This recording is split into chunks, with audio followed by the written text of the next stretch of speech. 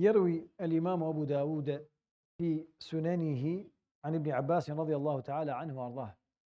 Brothers and sisters, today's hadith is narrated by Abu Dawood in his collection, and the companion who narrated this hadith is Ibn Abbas, the Prophet's cousin, sallallahu alayhi wasallam, and radiyallahu an Ibn Abbas.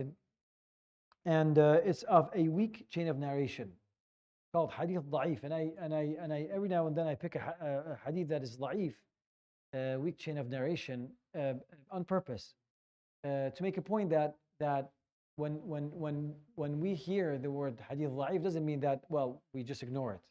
This is something I've heard yesterday from one of the brothers. It's a common misconception, and I would like to elaborate on that. The hadith is short, and I won't take too much of your time. So, before I start with the hadith, to explain what when you say it's not my specialty I'm not a muhaddith, it's not my specialty, but I'll tell you what I know, what I've been taught regarding these things. There's two ways of looking at these hadith al-da'if, which is of a weak chain of narration.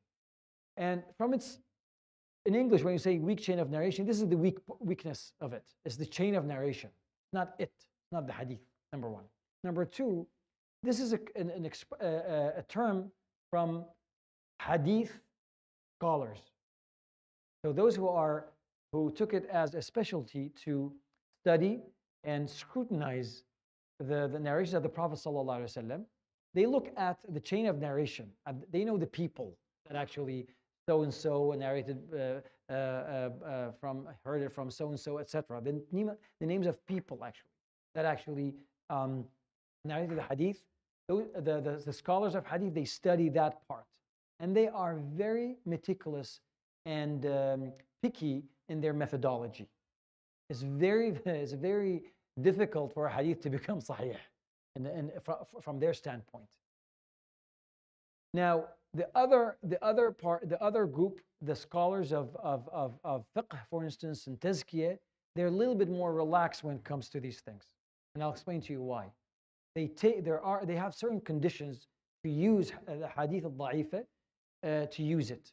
There are certain conditions to be able to use that, and I'll explain to you how. So, a little analogy that the muhaddithun is like the pharmacist.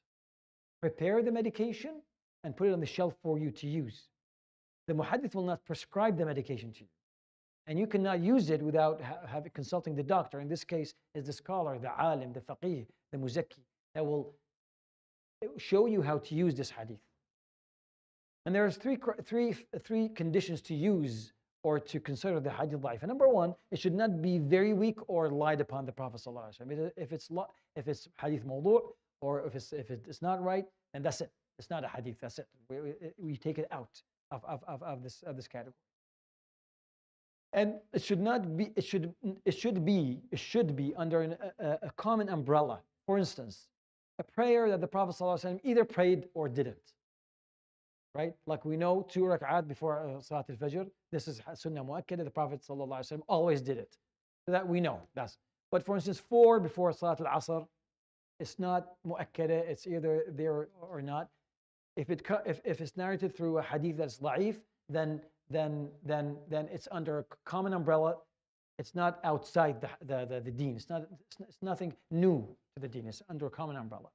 And the third factor, or the third condition, is that when you practice it, you practice it to be safe. You don't consider it as fully authentic.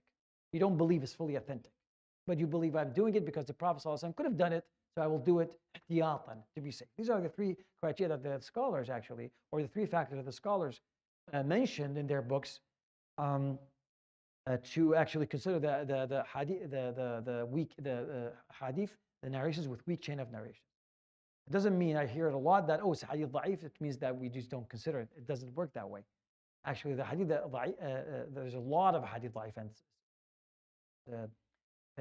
there's a lot of ahkam based upon these things. So it's nothing to be concerned about. The hadith that I'm going to mention today is very short. عن ابن عباس رضي الله تعالى عنه وارضاه قال رسول الله صلى الله عليه وسلم إن الهدي الصالح والسمت الحسن والاقتصاد جزء من 25 جزءا من النبوة.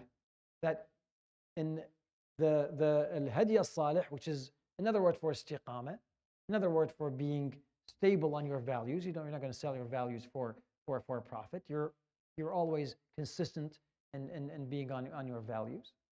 وَالسَّمْتَ الْحَسَنَ, and this is good bearing, good attitude. You can tell what it is, but you can't put your finger on it, but you know this person has it. So they have that samt al-salih. There's also, we were talking earlier in our talk regarding ilm, and this is also part of the inheritance of the Prophet ﷺ, because the Prophet ﷺ had it, 100% had it. Not only that, he had it at his highest level. When people saw him the first time, they can't speak actually in his presence until he starts talking, and then they relax a little bit. He had this aura around him. The samt al-salih is part. That's how at least I understand it. Part of it. Wal-iqtisad, and moderation in everything, not only in wealth, but in every aspect of your life. Even in ibadat, moderation is key. Is actually all these three factors, or the three criteria. It's part of part of 25 parts of prophethood. It doesn't mean that you're a prophet, because we know that's not, but it means that you've inherited part of it. You know how we said إن العلماء ورثة الأنبياء, that they inherit knowledge, but also you inherit this part of it. There's the istiqamah and the samt al-salih and moderation from the Prophet sallallahu. I hope this was of benefit. يروي الإمام أبو داود في سننه عن ابن عباس رضي الله تعالى عنهما قال قال رسول الله صلى الله عليه وسلم إن الهدي الصالح والسمت الصالح والاقتصاد جزء من 25 جزءا من النبوة. صدق رسول الله صلى الله عليه وسلم. سبحانك اللهم بحمدك لا إله إلا أنت أستغفرك وأتوب